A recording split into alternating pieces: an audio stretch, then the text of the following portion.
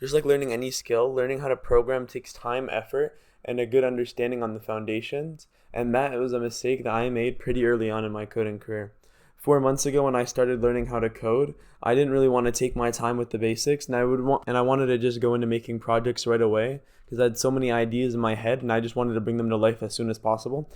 So that kind of just made me slow down when learning how to code, and I've made many mistakes when learning how to code that have slowed down my process, and you probably have too. So I want to go over some of the mistakes that you might be doing when learning how to code or any other skill. Coding is just like any other skill. You need a good understanding of the basics. When you're trying to work out, you can't put any weight on the bench if you don't have good form. When you're learning a new language, you can't get anywhere if you don't know the grammar. And just like coding, if you don't know the syntax, if you don't know the basics, then you're not going to get anywhere with programming. And when you do, it's going to get very hard for you to progress and scale up your knowledge when you don't understand what's really happening. So I'll give you an example of this. So for me, after I learned Python, I wanted to learn how to do mobile apps and web apps with a front end like React. So I did like probably a day's worth of understanding JavaScript, and I didn't make any projects with it before jumping straight into React.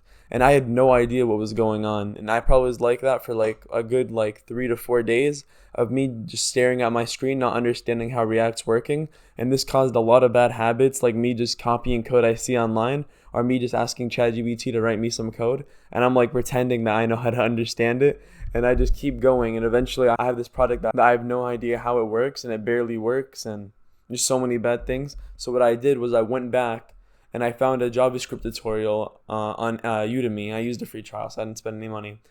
And I took it and I finished it, and it had a React.js section, and I finished that. And then by the end of it, I had a decent understanding of JavaScript and how React worked. But even then, I wouldn't recommend jumping straight into React because I think before you even jump into a front end framework, you should know how to use vanilla JavaScript in your HTML. So there's always a scale up. You shouldn't be jumping in straight into the fancy frameworks that make all these products that like you see online and you see everyone giving them glowing reviews when you yourself do not know how to use the fundamentals. If you can't do anything with JavaScript and HTML, then you shouldn't even be thinking about touching React. Obviously, it's possible, but if your goal as a programmer is to learn and better yourself, then this is not the route. Now, another thing I wanted to go over is, which is kind of similar to what I just talked about, is not practicing enough.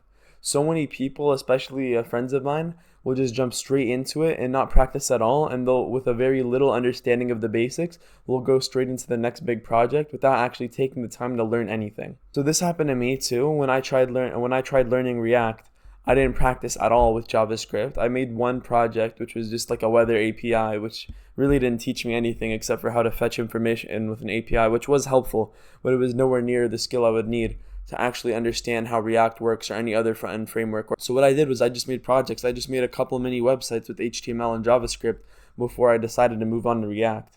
Everything you do in coding takes practice, and everything you do in programming takes time. There's no fast way. And when you look at ChatGPT to copy it, it's only going to make it worse. Which is what I want to talk about next. ChatGPT is one of the most useful tools that you can have while learning how to program, but it's also one of the most harmful if you don't know how to use it correctly.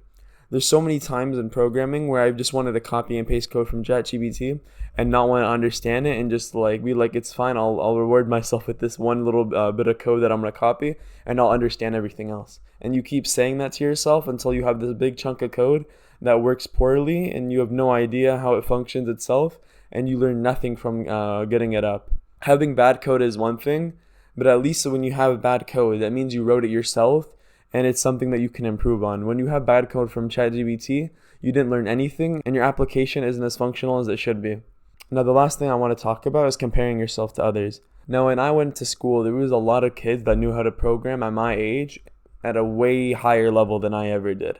I started programming probably a month before I left high school, but these kids have been programming for 3-4 years before me, and they were in a whole other world than me. They were what you call like 10x developers.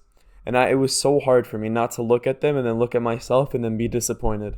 Because we were just in completely different worlds when it came to programming. They were programming with low-level languages like C++. They were making low-level applications for their desktop that did things that I could never assume. They did high math problems. They did like cool visual stuff that requires an insane level of math and coding knowledge.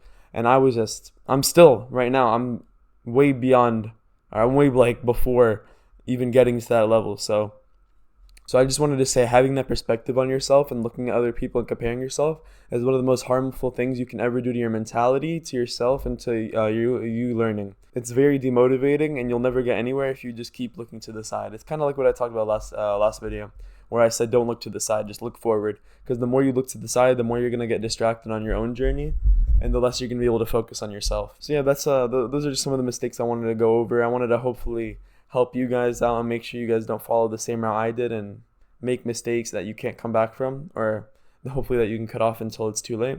So yeah, quick thank you to the people that have subscribed since the last video, and thank you guys for blowing up that last video.